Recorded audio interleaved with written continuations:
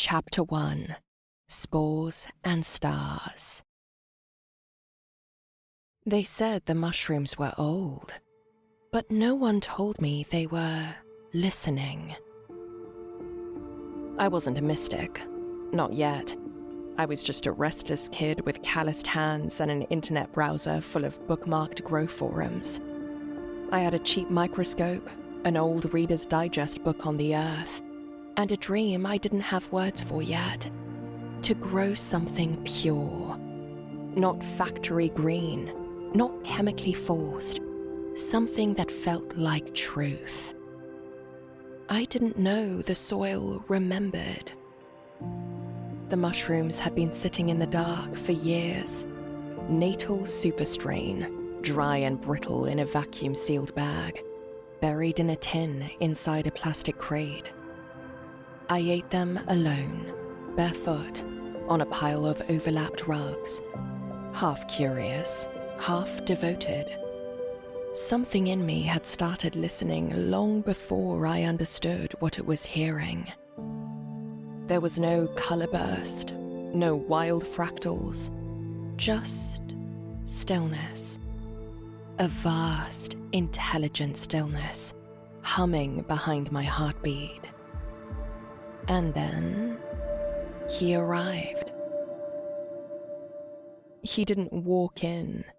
He unfolded. Shaped from moss, light, and laughter, his beard grew like coral. His clothes shimmered like bark woven from moonlight. His eyes weren't eyes. They were orbits. Looking into them was like staring into the mycelial web itself. Infinite, ancient, amused.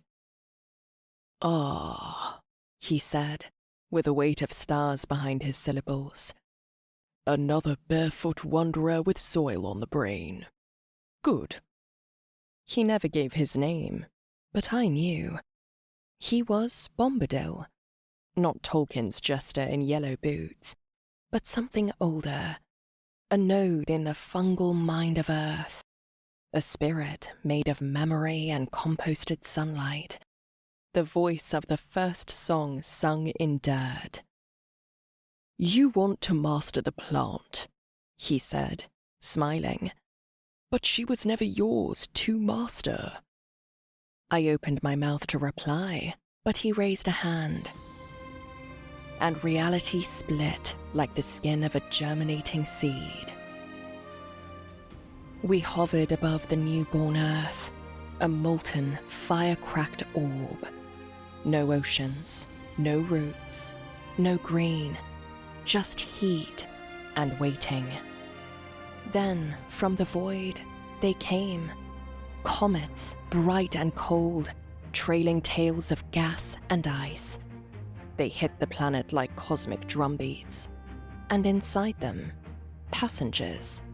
Spores. Microscopic, eternal, wrapped in armor against the void. They seeded the stone with possibility. "Life," Bombadil said, "did not begin here. It was invited."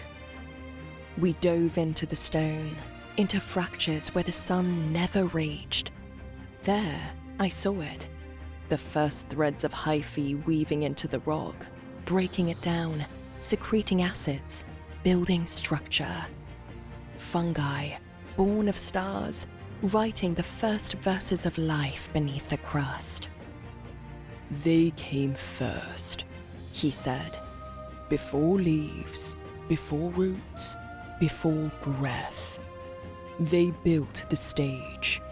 Without them, the green never arrives." He showed me how the early earth sang itself into soil. Not all at once, but slowly. Spores blooming into networks, networks nurturing microbes, microbes waking chemistry. Sulfur met carbon, nitrogen met phosphate, rain met dust, and dust became food. "They call it pH," he said. "You will learn. But it is a mood, not a number. Every soil has a temperament. Every root dreams of balance. Then, from the folds of his robe, he revealed a seed. A single cannabis seed, luminous and ancient-looking. Its shell was veined like stone. Its shape was language. "This is not just a plant," he said. "It is a memory capsule. Inside, medicine, instinct, scent, structure, a record of sun and storm and human hands.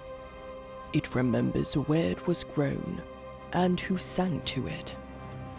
He held it to my chest. I felt it pulse, once, like it was syncing with my heartbeat. "You'll grow the sacred green one day," he whispered, "but only when you no longer grow for anything.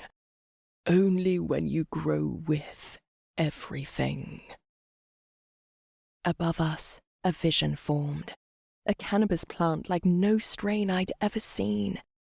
Its leaves shimmered with starlight. Its scent curled like firewood and citrus. It hovered like a constellation come to life.